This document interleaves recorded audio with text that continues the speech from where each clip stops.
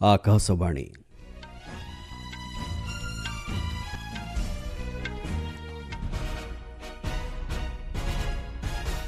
संवाद पढ़ुछंती चंदन घोष। मुख्य संवाद। एक अनिश्चित वैश्विक परिवेश मध्य भारत सिंगापुर समन्वित रणनीतिक भागीदारी सशक्त रही कहले राष्ट्रपति।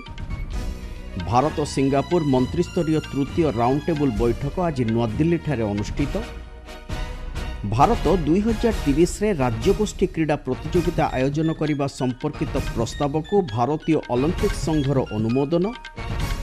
आसंता स्वाधीनता दिवस जातीय स्तरीय मुख्य समारोह रे स्वतंत्र अतिथि भाव जोगदेवाकु थिबा 210 जन पंचायत प्रतिनिधि को आसंता काली नुआदिल्ली रे दियाजिबो संबर्धना। एवं राजस्थान सड़क दुर्घटना रे शोक व्यक्त कले राष्ट्रपति और प्रधानमंत्री। एक अनिश्चित वैश्विक परिवेश मध्य भारत सिंगापुर समन्वित रणनीतिक भागीदारी सशक्त रही बोली राष्ट्रपति द्रौपदी मुर्मू मतव्यक्त कर। सिंगापुर उप प्रधानमंत्री तथा व्यवसाय और वाणिज्य मंत्री गान किम यंग नेतृत्व में एक मंत्रिस्तरीय प्रतिनिधि दल साक्षात आलोचना समय राष्ट्रपति यह कहते।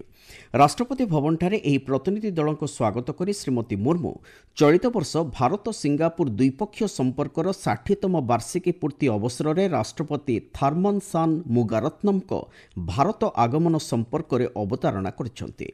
से कहते सर्वोच्च स्तर में नियमित भाव साक्षात आलोचना हेबा द्वारा दुई देश मध्य बहुविध संपर्क अधिक सशक्त हो पारिबो। एणिकी दक्षता विकास, सबुज अर्थनीति और फिनटेक भली क्षेत्र में दुई देश मध्य भागीदारी को अधिक संप्रसारित करने निष्पत्ति को श्रीमती मुर्मू प्रशंसा करछन्ति। पहलगाम सन्त्रासवाद आक्रमण परिप्रेक्षी में भारतर कार्यानुष्ठान को समर्थन करिथिबारु राष्ट्रपति सिंगापुर सरकार को धन्यवाद देछन्ति। राष्ट्रपति द्रौपदी मुर्मू आसंता काली राष्ट्रपति भवन ठारे अमृत उद्यानर ग्रीष्मकालीन वार्षिक उत्सव को उद्घाटन करिवे। यह आसंता सेप्टेम्बर 14 तारिख पर्यंत चलिबो। जनसाधारण आसंता शनिवार ठारू दिन 10 टारू संध्या 6टा पर्यंत यहाकू देखिपारिबे। आसंता 29 तारिख दिन जातीय क्रीड़ा दिवस अवसर में क्रीड़ावित मानकू अमृत उद्यान प्रवेश लगी स्वतंत्र अनुमति प्रदान करा जाउथिबा बेले आसंता मास 5 तारिख दिन गुरु दिवस अवसर में शिक्षक शिक्षयित्री मानक लागि मध्य अनुरूप सुविधा उपलब्ध हेबो। एही अवसर में बालबाटिका, औषधीय बगीचा, केन्द्रीय लन भली केतेक स्वतंत्र स्थान परिदर्शन करा जाय परिबो। अमृत उद्यान को प्रवेश लगी कौनसी देय पड़िबो नाही। तेबे संरक्षण कार्य लगी एही उद्यान समस्त सोमवार बंद रहिबो बोली जणा पड़िछि। भारत सिंगापुर मंत्रिस्तरीय तृतीय राउंड टेबल बैठक आज नुआदिल्ली ठारे अनुष्ठित हो जाइछि। अर्थमंत्री निर्मला सीतारमण नेतृत्व में भारतीय प्रतिनिधि दल में वैदेशिक व्यापार मंत्री डॉक्टर एस जयशंकर, वाणिज्य और शिल्प मंत्री पीयूष गोयल एवं रेलवाई और सूचना प्रसारण मंत्री अश्विनी वैष्णव सामिल होते। सिंगापुर प्रतिनिधि दलर नेतृत्व नहीं उप प्रधानमंत्री तथा वाणिज्य और शिल्प मंत्री गान किम यंग। ए संपर्क में सामाजिक गणमाध्यम पोस्ट कर श्री जयशंकर भारत सिंगापुर समन्वित रणनीतिक भागीदारी को सशक्त करने दिगरे निजर प्रतिबद्धता लगी सिंगापुर प्रतिनिधि दल को धन्यवाद जणाइछन्ति। से कहते द्विपक्षीय वाणिज्यिक राउंड टेबल बैठक में बहु फलप्रद आलोचना करा जायछि। दुई देशर सरकार एवं शिल्पानुष्ठान मध्यम उत्तम समन्वय माध्यम ही भारत सिंगापुर संपर्कर परवर्ती पर्याय को पथ उन्मुक्त हो पारिबो बोली डॉक्टर जयशंकर कहते। अर्थ मंत्रालय पक्षरु सामाजिक गणमाध्यम ए संपर्क में करा जायथिबा पोस्ट रे कहा जायछि एही बैठक अवसर में दुई देश मध्य विभिन्न क्षेत्र में थिबा भागीदारी अधिक सशक्त हो पारिछि। गत वर्ष प्रधानमंत्री नरेंद्र मोदी को सिंगापुर गस्त अवसर में द्विपक्षीय संपर्क को एक समन्वित रणनीतिक भागीदारी रे परिणत करा जाय पारिछि बोली उभय पक्षर नेतृवृंद सहमत होइछन्ति। डिजिटालाइजेशन, दक्षता विकास, निरंतरता, स्वास्थ्य सेवा, औषध, आधुनिक उत्पादन और संयोगीकरण भली 6टी पूर्व चिन्हित प्रसंग उपरे अधिक ध्यान दे कार्य करने को उभय देश सम्मति प्रदान करिसेंति। भारत सिंगापुर सहयोग दिगरे नूतन कार्य खसड़ा धार्य करिबारे एही मंत्रिस्तरीय राउंड टेबल बैठक हेउछि एक अनन्य व्यवस्था। आपण माने संवाद सुनुचंती आकाशवाणी।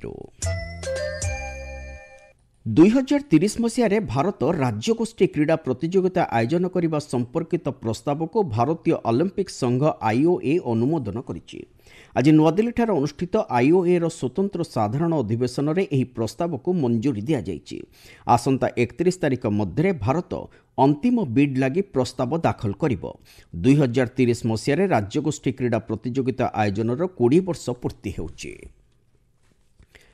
ଆସନ୍ତା ସ୍ୱାଧୀନତା ଦିବସ ଅବସରରେ ନୂଆଦିଲ୍ଲୀଠାରେ ହେବାକୁ ଥିବା ମୁଖ୍ୟ ସମାରୋହରେ 28ଟି ରାଜ୍ୟ ଓ କେନ୍ଦ୍ରଶାସିତ ଅଞ୍ଚଳର 210 ଜଣ ପଞ୍ଚାୟତ ପ୍ରତିନିଧି ସ୍ୱତନ୍ତ୍ର ଅତିଥି ଭାବେ ଯୋଗଦେବେ। ଆସନ୍ତାକାଲି ନୂଆଦିଲ୍ଲୀଠାରେ ସେମାନଙ୍କର ଆନୁଷ୍ଠାନିକ ସମ୍ବର୍ଦ୍ଧନାର ଆୟୋଜନ କରାଯାଇଛି। ଚଳିତ ବର୍ଷର ଏହି କାର୍ଯ୍ୟକ୍ରମର ବାର୍ତ୍ତା ରହିଛି ଆତ୍ମନିର୍ଭର ପଞ୍ଚାୟତ ବିକଶିତ ଭାରତ କି ପହଚାନ। ଗ୍ରାମ ପଞ୍ଚାୟତରେ ଉନ୍ନତ ଭିତ୍ତିଭୂମି ସେବା ଏବଂ ସାମୂହିକ ପଦକ୍ଷେପ ଗ୍ରହଣ କରି ଏହି ଅତିଥିମାନେ ନିଜର ଏକ ସ୍ୱତନ୍ତ୍ର ପରିଚୟ ସୃଷ୍ଟି କରିପାରିଛନ୍ତି। ସେମାନଙ୍କ ମଧ୍ୟରେ ବହୁ ସଂଖ୍ୟକ ମହିଳା ପଞ୍ଚାୟତ ପ୍ରତିନିଧି ମଧ୍ୟ ସାମିଲ ଥିବା ଜଣାଯାଇଛି। ଦେଶବ୍ୟାପୀ ଆସନ୍ତା ଶୁକ୍ରବାର ଦିନ 79ତମ ସ୍ୱାଧୀନତା ଦିବସ ପାଳନ ଲାଗି ଜନସାଧାରଣଙ୍କ ମଧ୍ୟରେ ଉତ୍ସାହ ଉଦ୍ଦୀପନା ପରିଲକ୍ଷିତ ହେଉଛି। ଦେଶ ମାତୃକା ପ୍ରତି ନିଜର ସମ୍ମାନ ତଥା ଶ୍ରଦ୍ଧା ସ୍ୱରୂପ ଦେଶବ୍ୟାପୀ ହର ଘର ତ୍ରିରଙ୍ଗା ଅଭିଯାନରେ ସବୁ ବର୍ଗର ଲୋକେ ସାମିଲ ହେଉଛନ୍ତି। ଏ ସମ୍ପର୍କରେ ଏକ ରିପୋର୍ଟ। ତ୍ରିପୁରାର ରାଜଧାନୀ ଅଗରତଲାଠାରେ ଆଜି କେନ୍ଦ୍ର ସରକାରଙ୍କ ସଂସ୍କୃତି ମନ୍ତ୍ରଣାଳୟ ଅଧୀନସ୍ଥ ଉତ୍ତର ପୂର୍ବ ଆଞ୍ଚଳିକ ଲଳିତ କଳା ଏକାଡେମୀ ପକ୍ଷରୁ ଏକ ଶୋଭାଯାତ୍ରା ଆୟୋଜିତ ହୋଇଯାଇଛି। ଏହି ଶୋଭାଯାତ୍ରାରେ ତ୍ରିପୁରା ଏବଂ ଉତ୍ତର ପୂର୍ବାଞ୍ଚଳର 45 ଜଣ ବିଶିଷ୍ଟ ସ୍ୱାଧୀନତା ସଂଗ୍ରାମୀଙ୍କର ଛୋଟ ପ୍ରତିମୂର୍ତ୍ତି ମଧ୍ୟ ସ୍ଥାନ ପାଇଥିଲା। ଜମ୍ମୁ କାଶ୍ମୀରରେ ସ୍ୱାଧୀନତା ଦିବସ ପାଳନ ପୂର୍ବରୁ ଆଜି ସମ୍ପୂର୍ଣ୍ଣ ପୋଷାକରେ ଅଭ୍ୟାସ କରାଯାଇଥିଲା। ଆମର ଜମ୍ମୁ ସମ୍ବାଦଦାତା ଜଣାଇଛନ୍ତି ଶ୍ରୀନଗରର ବକ୍ସି ଷ୍ଟାଡିୟମ ଏବଂ ଜମ୍ମୁର ମୌଲାନା ଆଜାଦ ଷ୍ଟାଡିୟମରେ ଏହି ପ୍ରସ୍ତୁତି ଅଭ୍ୟାସ କରାଯାଇଥିଲା। ଏହି ଅବସରରେ ଆୟୋଜିତ ସାଂସ୍କୃତିକ କାର୍ଯ୍ୟକ୍ରମରେ ଜମ୍ମୁ କାଶ୍ମୀରର ବିବିଧତା ପ୍ରତିଫଳିତ ହୋଇଛି। କେନ୍ଦ୍ରମନ୍ତ୍ରୀ ଡକ୍ଟର ଜିତେନ୍ଦ୍ର ସିଂ ଆଜି କଠୁଆଠାରେ ଏକ ତ୍ରିରଙ୍ଗା ଯାତ୍ରାର ନେତୃତ୍ୱ ନେଇ ସ୍ୱାଧୀନତା ସଂଗ୍ରାମୀ ଭଗତ ସିଂ ରାଜଗୁରୁ ଓ ସୁଖଦେବଙ୍କ ପ୍ରତି ଶ୍ରଦ୍ଧାଞ୍ଜଳି ଜ୍ଞାପନ କରିଛନ୍ତି। ସ୍ୱରାଷ୍ଟ୍ରମନ୍ତ୍ରୀ ଅମିତ ଶାହା ଆଜି ଏହି ଅଭିଯାନରେ ସାମିଲ ହୋଇ ନୂଆଦିଲ୍ଲୀସ୍ଥିତ ତାଙ୍କ ସରକାରୀ ବାସଭବନରେ ଜାତୀୟ ପତାକା ଉତ୍ତୋଳନ କରିଛନ୍ତି। କେନ୍ଦ୍ର ମହିଳା ଓ ଶିଶୁ ବିକାଶ ମନ୍ତ୍ରୀ ଅନ୍ନପୂର୍ଣ୍ଣା ଦେବୀ ହର ଘର ତ୍ରିରଙ୍ଗା ଅଭିଯାନରେ ସାମିଲ ହୋଇ ଝାଡ଼ଖଣ୍ଡର କୋଡେମ୍ମା ଜିଲ୍ଲା ଅନ୍ତର୍ଗତ ତାଙ୍କର ବାସଭବନରେ ଆଜି ଜାତୀୟ ପତାକା ଉତ୍ତୋଳନ କରିଛନ୍ତି। ଆଗାମୀ ସ୍ୱାଧୀନତା ଦିବସ ଅବସରରେ ନିଜ ଘରେ କାର୍ଯ୍ୟାଳୟରେ ସମ୍ପୂର୍ଣ୍ଣ ସମ୍ମାନ ଓ ଗର୍ବର ସହ ଜାତୀୟ ପତାକା ଉତ୍ତୋଳନ କରିବା ଲାଗି କେନ୍ଦ୍ରମନ୍ତ୍ରୀ ଦେଶବାସୀଙ୍କୁ ଆହ୍ୱାନ ଦେଇଛନ୍ତି। ଆସନ୍ତା 15 ତାରିଖ ଦିନ ସ୍ୱାଧୀନତା ଦିବସ ଅବସରରେ ପ୍ରଧାନମନ୍ତ୍ରୀ ନରେନ୍ଦ୍ର ମୋଦି ଦିଲ୍ଲୀସ୍ଥିତ ଐତିହାସିକ ଲାଲକିଲ୍ଲାଠାରେ ଜାତୀୟ ପତାକା ଉତ୍ତୋଳନ କରିବା ସହ ଦେଶବାସୀଙ୍କୁ ଉଦ୍ବୋଧନ ଦେବେ। ଏଥିଲାଗି ଦିଲ୍ଲୀ ପୁଲିସ ପକ୍ଷରୁ ବ୍ୟାପକ ସୁରକ୍ଷା ବ୍ୟବସ୍ଥା ଗ୍ରହଣ କରାଯାଇଛି। ଆକାଶବାଣୀ ସମ୍ବାଦ ବିଭାଗ ପକ୍ଷରୁ ମୁଁ ଜିତେନ୍ଦ୍ର କୁମାର ନାୟକ। ରାଷ୍ଟ୍ରପତି ଦ୍ରୌପଦୀ ମୁର୍ମୁ ରାଜସ୍ଥାନର ଦୌସା ଜିଲ୍ଲାର ସଡ଼କ ଦୁର୍ଘଟଣାରେ 10 ଜଣଙ୍କ ପ୍ରାଣହାନି ହୋଇଥିବାରୁ ଶୋକ ବ୍ୟକ୍ତ କରିଛନ୍ତି। ସାମାଜିକ ଗଣମାଧ୍ୟମରେ ପୋଷ୍ଟ କରି ଶ୍ରୀମତୀ ମୁର୍ମୁ ଶୋକ ସନ୍ତପ୍ତ ପରିବାର ବର୍ଗଙ୍କ ପ୍ରତି ସମବେଦନା ଜ୍ଞାପନ କରିଛନ୍ତି।